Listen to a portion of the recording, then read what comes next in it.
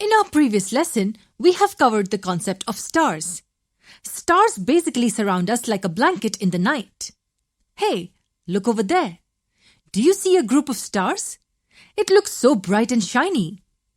But wait, if you look carefully, it looks like the stars have formed a pattern. Can you see what it looks like? Yes, it looks like a car. Now that is really interesting. You're probably wondering if it's possible for stars to form such a shape. Well, maybe not a car, but it is possible for stars to form a pattern that we recognize. And we have a name for such groups. They're called constellations. There are some known constellations named by ancient astronomers. One such is the Ursa Major. This constellation forms the shape of a ladle or a question mark. There are three alternative names for this constellation: the Great Bear, the Big Dipper, and Saptarshi. Pick whichever name you want to call this constellation, but Ursa Major is the main name for this one.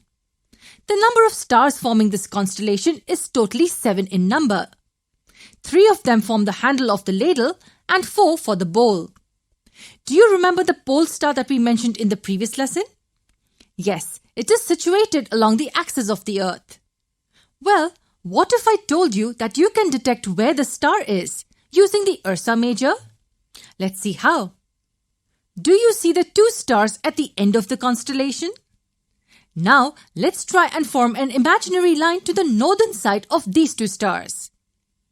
Let's make this 5 times the distance than the distance between the 2 stars. Now, if you look clearly at one star that isn't as luminous as the constellation stars, that's your pole star. Another famous constellation is the Orion. This constellation can be seen during the late evenings of the winter season.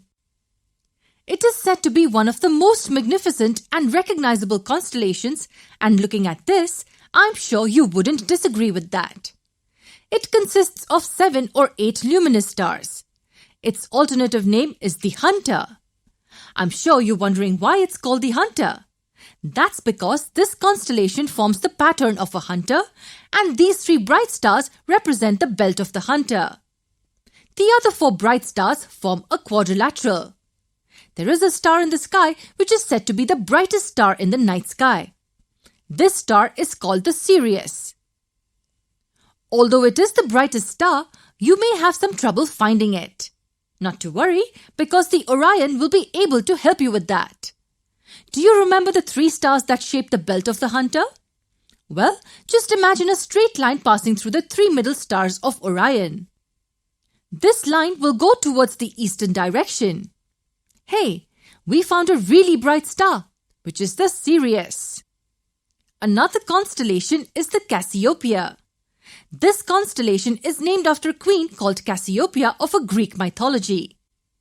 The constellation is even given the pattern of the queen.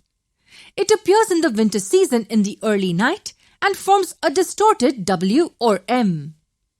One thing we should keep in mind is that these few stars are not the whole part of the constellation. They have large number of stars as seen here.